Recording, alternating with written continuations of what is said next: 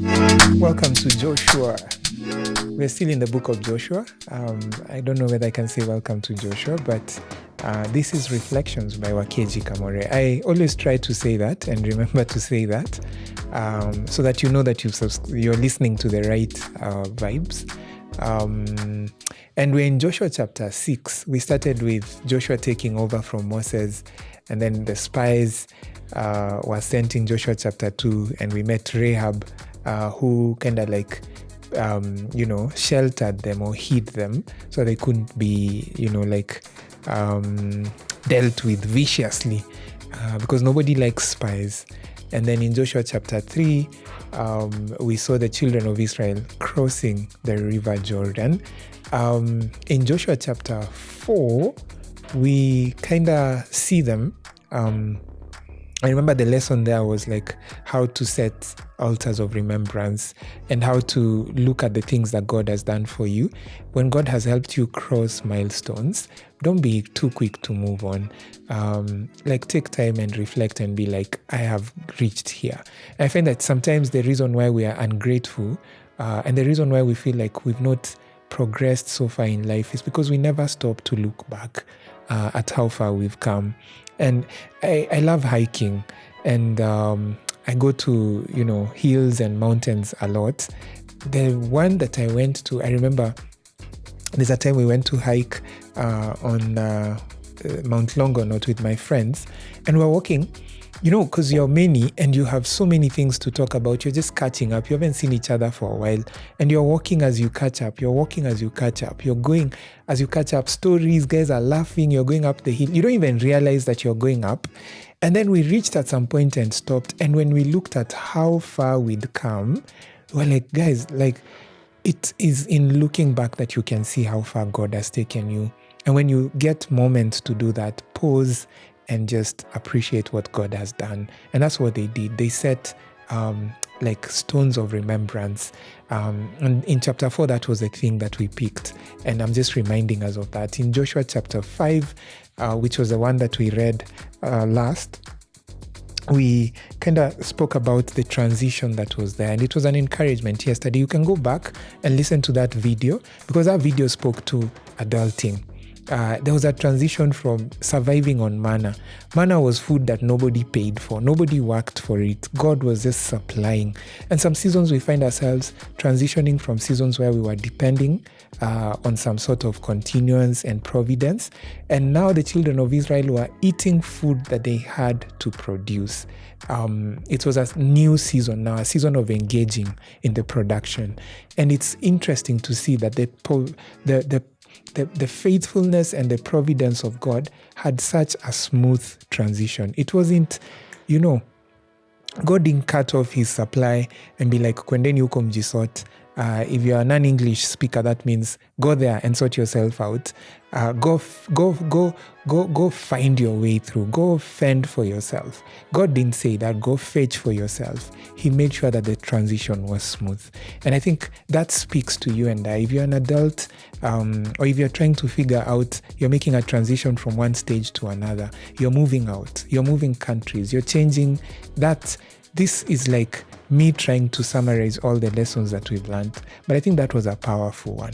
That in this season, especially because we talk about adulting a lot, in this season, God will provide for you in the same way that he provided for you in the season before. And this is the journey of the children of Israel. The children of Israel, they represent to us our walk with God. They help us to see the transitions that God takes us through. And that's what we are learning as we go along. Be encouraged. And here's the thing that I'm asking us to do. We are finding ourselves in the story. I'm not trying to take us through like chapter by chapter to explain every chapter. We're just trying to find pieces and spaces in this story that speak to our life today. So welcome to chapter 6. Chapter 6 is super exciting, and it's the same as what I said about chapter 1. It is a story that you know. The children of Israel are walking around the walls of Jericho. I am sure you know that story. I'm sure you've had your teacher teach it. I'm sure you've had somebody tell you about that story before. They walked around the wall of Jericho. So I'm not going to read the whole chapter. I'm going to read bits and pieces of it all the way to the end. And I hope that you enjoy as we go along. So welcome to Joshua chapter 6. I hope that whole recap was important for you, especially if you're joining us today. Hey, I need you to go back and watch all those other 5, and then you can now really catch us as we go through chapter 6 of Joshua. Verse 1. Now the gates of Jericho were securely barred because of the Israelites. No one went out and no one came in. Then the Lord said to Joshua, "See, I have delivered Jericho into your hands, along with its king and its fighting men." Now listen to verse 3. Because for me, I feel like verse 3 has been missing out of all the Sunday school stories that I know. March around the city once with all the armed men. Do this for 6 days. Have 7 priests carry trumpets or ram's horns in front of the ark. And then on the 7th day, march around the city 7 times with the priests blowing the trumpets. Here's the thing that I found interesting and why I need to pause there for a minute and help us capture. Did you know that the children of Israel marched around the walls of Jericho every day, once a day for 6 days? I found that out about 2 years ago. I was like, I have never read this verse 3 because I was used to the story being told that they marched 7 times, they marched 6 times, and then on the 7th time, they blew horns and the walls came down. But I didn't know that every day for 6 days they used to wake up and go and march around the walls and go back home. Imagine what kind of a JD that was. You are a soldier. You've been enrolled to fight, and the command this time round from God and from your commander-in-chief, who was Joshua, was you wake up, you march around the wall once a day, you go back home.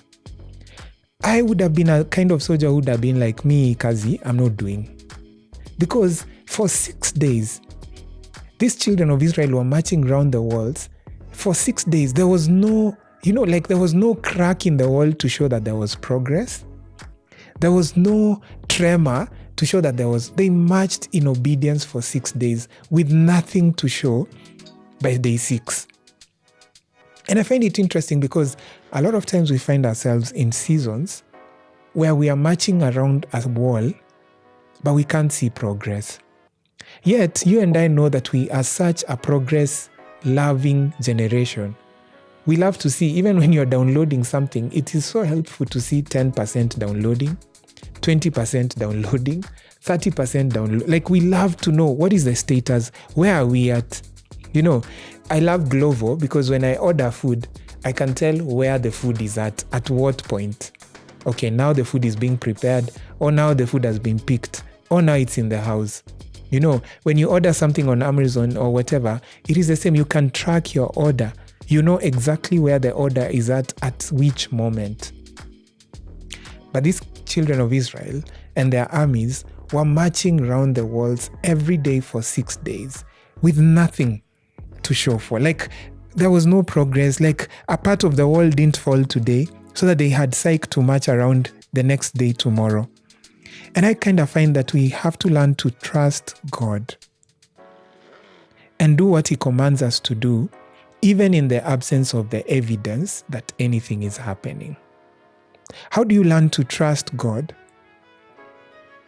and keep marching and keep doing what God has called you to see, even when you cannot see the results? You can't see whether there's nothing happening to encourage you that you're making progress. 6 days.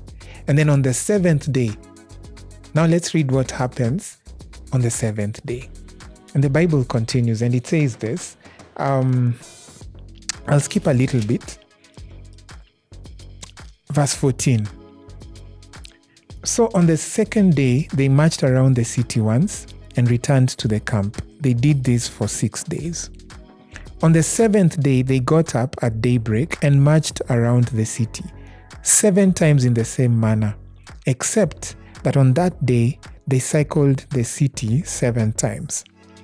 The 7th time around, when the priests sounded the trumpet blast, Joshua commanded the army, "Shout, for the Lord has given you the city. The city and all that is in it are to be devoted to the Lord." And then listen to Joshua's words. "Only Rahab the prostitute and all who are in her house shall be spared, because she hid the spies that we sent." So we see the fulfillment, like the promise that was made to Ahab is being kept. The spies went and reported, and Joshua is like, "We are not going to take anything from Ahab's house. We're not going to disturb her. Everything and anybody in her house is left, and they stay as they are, safe and secure." Yeah. And then we skip to verse 20. "When the trumpets sounded, the army shouted, and at the sound of the trumpet, when the men gave a loud shout, the wall collapsed. So everyone charged straight, and they took the city. They devoted the city to the Lord and destroyed with the sword every living thing in it, men and women, young and old, cattle and sheep." And I love it, because if the first lesson was that we need to trust God, even when we can't see that He's working, that we need to keep going and keep doing what God has called us to do, even when we can't see cracks and tremors or whatever represents progress to us, that we need to continue doing what God has called us to do, even when there are no claps in the process. If that is what we see for the first 6 days of the march, guess what we see for the last day of the march? How about trusting God when He decides to use non-conventional ways for your victory? Because these guys were used to fighting. They were used to going in with, spears and arrows and whatever they needed to use to fight. That is what they carried. This time round, God was telling them, after you march 7 times around the walls, shout, blow trumpets, give a shout to God, and the walls will come down. I don't know how I would be and how I would have been. I imagined myself, I read this chapter as one of the soldiers in that army. And I think I would have been a very doubtful soldier. I would have been questioning all the instructions that were being given. First of all, we are men. Have you ever heard men shout? Yeah. I don't know if you've ever heard a man shout. It doesn't go so far, And then it's like, hey, Maze, we are men. We are fighting men. How is it that we are going to shout? And then we are expecting God to explain and say, what is this scientific method that you're using so that our shouts will bring down walls? And I found myself saying that I need to learn to trust God even when He decides to use unconventional ways to lead me to victory. If God asks me to shout, and my wall will come down, whatever that may look like for you and I. When God gives a different method than the one we thought He was going to give, can I trust God even when His methods seem different? Can I trust God even when His methods seem questionable? But going back to the first 6 days, can I trust God even when His ways seem invisible? His works looks like it's insignificant. I have done this for 6 days. I can't see any progress. I've done this for 3 months. I can't see any progress. I've done this for the last 1 year. God, I can't see any progress. But the obedience and the command is still that, hey, go and go around the wall, whatever that wall represents to you. I find that this chapter is so loaded with so many things, but I chose to focus on those two. How we can trust God when we can't see the progress that we want to see in our lives. We are marching obediently for 6 days. We don't know if there's any tremor. We don't know if the wall is cracking. And secondly, how we can be obedient even when God issues methods different from the ones that we are used to. What does that look like in your life right now? What is it that God commanded you to go around, and you went around 3 times and you're like, I'm not seeing any change here, and you came off and didn't go on day 4? But finally, what method has God asked you to use for something that you're questioning because it doesn't seem like the one that you need to use? I hope and pray that today's devotion encourages you to obey, regardless of the insignificance of the methods, regardless of the invisibility of the progress, and regardless of the unconventional methods that God may ask you to use. Be encouraged. And if this is something that somebody needs to hear, I hope you can share it with them and ask them to subscribe, because I know that you've already subscribed. Stop living in disobedience and subscribe to this channel. I know that's manipulation. See you tomorrow.